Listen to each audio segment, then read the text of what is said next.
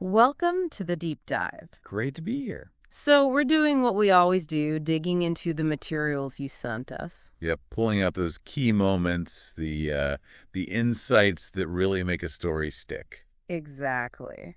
And this time, it's all about Oprah Winfrey. Right. Based on those famous people, English stories, excerpts you provided. Our mission, basically, is to give you a fast but thorough look at her journey. What stands out? What's surprising? And the source material is interesting. It's designed for English learners, so it's pretty clear.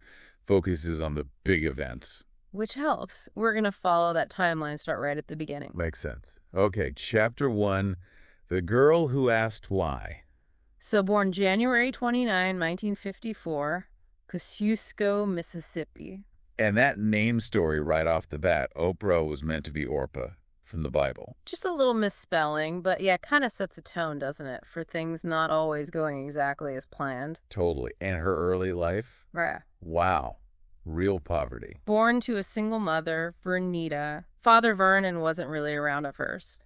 So she lived initially with her grandmother, Hattie Mae. And Hattie Mae sounds like quite the figure. Very kind, apparently, but also Taught her to read before she was 3. incredible, right? Reading the Bible out loud in church as a toddler. People were amazed. Imagine that. Yeah. But alongside that, there's the harsh reality of poverty.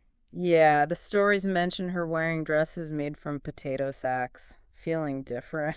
You can see how that would shape you. Yeah. But even then, the sources say she had this deep inner curiosity, always asking questions. Why? That seems so core to who she became later. Definitely.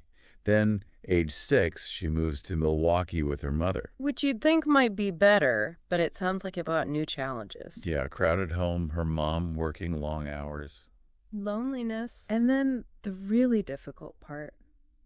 The sexual abuse. By relatives, family, friends. Just devastating. She kept it secret for so long.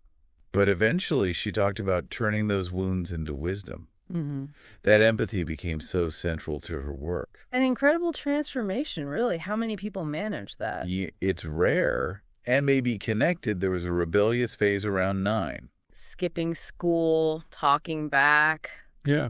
Yeah, maybe acting out the trauma, Could be. Then another incredibly tough blow at 14, pregnancy and losing the baby. The sources call that a real turning point, a major emotional impact. Which led her to Nashville to live with her father, Vernon. Who sounds strict, but also focused on her future. Right. The discipline, the reading a book a week, write a report. That seems crucial. Rebuilding confidence, giving her structure. That intellectual focus from him, it clearly mattered. And school started to become her place to shine. Speech team, public speaking. Finding that voice. Honing that presence we all recognize now. Teachers saw something special in her early on. That spark, yeah. Maybe the emotion she could convey. Could be. And the material talks about big dreams starting to form then. A belief that she could be more than her circumstances, despite everything. That self-belief is just fundamental, isn't it? Absolutely. It really sets the stage. Okay, Chapter 2. The Rise of a Voice. Nashville with her dad. Structure, books, encouragement. It all helped her talents bloom. High school speech and drama, that's where she really started connecting with audiences. Winning competitions, realizing, hey, maybe I can speak for a living. And then, age 17, winning the Miss Black Tennessee pageant. Which the source notes wasn't just about looks, but poise, presence. And that led directly to her first media job. Yeah, part-time radio newsreader. At 17. While still studying communications at Tennessee State. Juggling both. That drive is clear early on. Then the leap to TV news in Nashville. WLAC TV. Youngest anchor, first Black female anchor there. Breaking ground. Huge achievement. But not quite the right fit, was it? No, the cold style of hard news.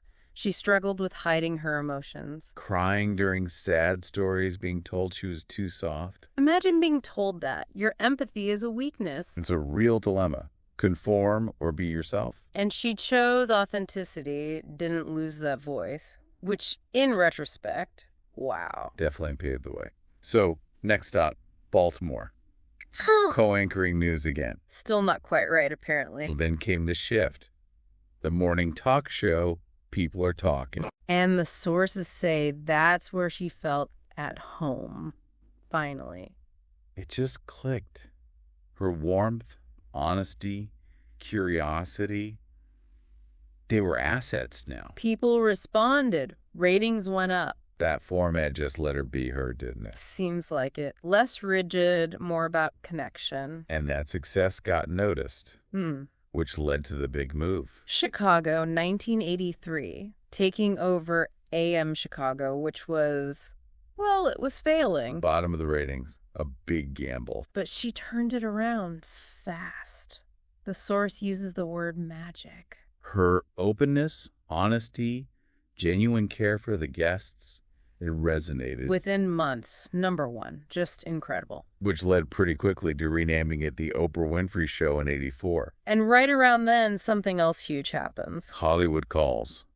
Steven Spielberg. Yeah, offers her an audition for The Color Purple. With basically no acting experience. But she nails it as Sophia. That performance, so raw, so truthful. What do you think Spielberg saw? That same authenticity? Must have been. It got her an Oscar nomination. Best Supporting Actress. Just unbelievable trajectory, stardom. But the sources emphasize her heart, her real passion, stayed with the talk show. That was her voice, her main stage. So by the mid-'80s, she's gone from local host to this major national force. Finding her calling, using that voice to connect and, help people. Okay, Chapter 3. The Oprah Winfrey Show and a New Kind of Power. Goes national in 1986. And it's different from the start. Yeah, talk shows back then were often, well, trashier, more about fights and gossip. Definitely more sensational. But Oprah aimed for connection, personal growth. That first national show, talking from the heart, asking tough questions. And being open about her own struggles, weight, self-worth, money. That was radical for daytime TV then. People weren't used to that vulnerability. And it created this immediate, deep bond with viewers. Millions of them. Featuring everyday people, too, not just celebrities. Survivors, fighters, giving them a voice. You making them feel seen. And tackling huge, sensitive topics. Racism, abuse, addiction, mental health. Things people didn't talk about openly on TV. Facilitating those hard conversations. Creating a space for healing, maybe. It felt like that sometimes. And then bringing in spirituality, self-help. Asking the big life questions. Featuring authors, therapists. All pushing towards that idea. Live your best life. It was empowering for a lot of viewers, I think. Made them think. And then Oprah's book club. 1996. Oh, the impact. Just changed the publishing world overnight. Made books into massive bestsellers, got people reading and talking about ideas. Beyond the show, there was the Angel Network, too, starting in '98. Right, raising huge amounts, over $80 million for education, disaster relief. Showing that commitment to tangible help. Especially education. Scholarships, supporting students, teachers. Which led to that big personal project. The Leadership Academy for Girls in South Africa opened in 2007. Driven by her belief in education, especially for girls, a huge investment. You could see the show becoming this massive part of people's lives. That couch became iconic, didn't it? A place for vulnerability, but also strength. Yeah. And she still had the big celeb interviews, of course. But always balanced with stories of regular people, made them feel important. And the giveaways. Oh, yeah. You get a car. You get a car. So much joy in those moments. But also a message, right? Showing people they mattered. And behind it all, she was becoming a serious businesswoman. Harpo Productions, Oprah spelled backwards, owning her show. Gave her incredible control. And wealth, obviously. So by the early 2000s, she's not just a host. She's a cultural leader, a teacher, a mogul. Wielding this immense influence. Changing lives through conversation. So ending the show in 2011, after 25 seasons, it felt like the end of an era. Definitely. But like the source says, not the end of her work. Not by a long shot. Which takes us to Chapter 4, Own, Legacy, and the Making of a Global Icon. Launching the Oprah Winfrey Network, ODN, in 2011. A big new vision. Purpose-driven media was the idea. But it wasn't easy at first, was it? No, the launch was rocky, low ratings, lots of questions, doubts. And a different beast than the daily talk show. But what's interesting is how she reacted. She listened, learned, adapted, made changes. Showed that resilience again, and it started to grow. Yeah, finding powerful shows like Iyanla Vanzant's. Iyanla, Fix My Life. And that partnership with Ava DuVernay. Huge, bringing important Black stories to the forefront. Like Queen Sugar. Critically acclaimed, popular, focused on family, strength. And that decision to hire only women directors for the whole series. Groundbreaking. Still pushing boundaries, using her platform. And her influence went way beyond OWN, too. Oh, the Oprah magazine was still going strong. Super Soul Sunday. Those really deep interviews with thinkers, spiritual leaders. Kept her at the center of those big conversations about meaning and purpose. Building that brand around truth, growth, kindness, extending into products, but always with that purpose angle. And the philanthropy kept going, obviously, global scale now. Education, healthcare, women's rights. And the Leadership Academy in South Africa, a real success story. Yeah, seeing those girls go on to college, first in their families, you could tell how much that meant to her. She seemed really personally invested. Then 2018, the Golden Globes. The Cecil B. DeMille Award speech. Wow, that was a moment. Electrifying. Talking about truth, justice, hope for women. A new day is on the horizon. It resonated so deeply. People were seriously talking about her running for president. Yeah, there was a real movement for a minute there. But she decided against it. Said her power was elsewhere. In people, ideas, conversation. Mm-hmm. Which feels very true to her path, actually. Yeah, it does. And she's still doing that, right? Podcasts, books, interviews. Still asking those big life questions, still prompting reflection. But core message, your life is speaking to you. What is it saying? Encouraging that inner listening. So, yeah, global icon.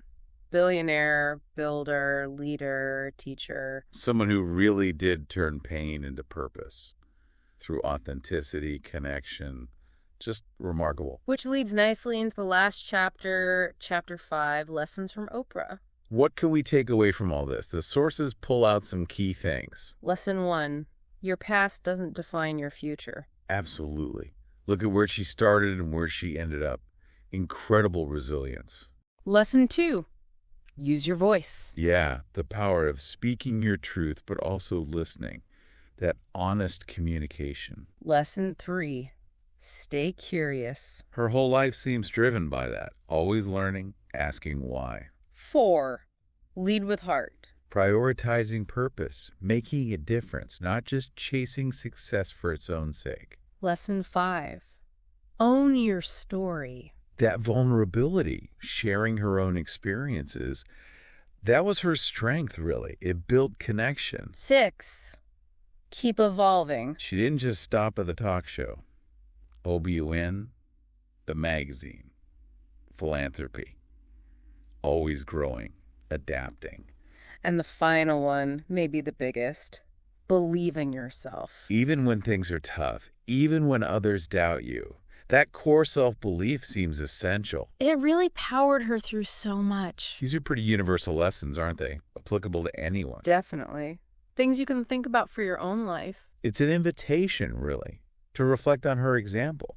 So wrapping up this deep dive on Oprah, what really stands out is that resilience, right? Totally. And the sheer impact she had on media, on culture. And those lessons using your voice, leading with heart, believing in yourself. Exactly. We wanted to pull those key insights from the material for you.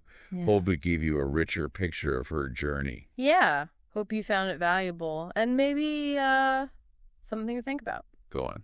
Well, Oprah's story is so much about finding and using her authentic voice. It makes you wonder. What about your voice? Right. What is your unique voice saying? And more importantly, how are you going to make sure it gets heard? By you, by the world. A good question to leave people with. Keep exploring your own story, your own potential.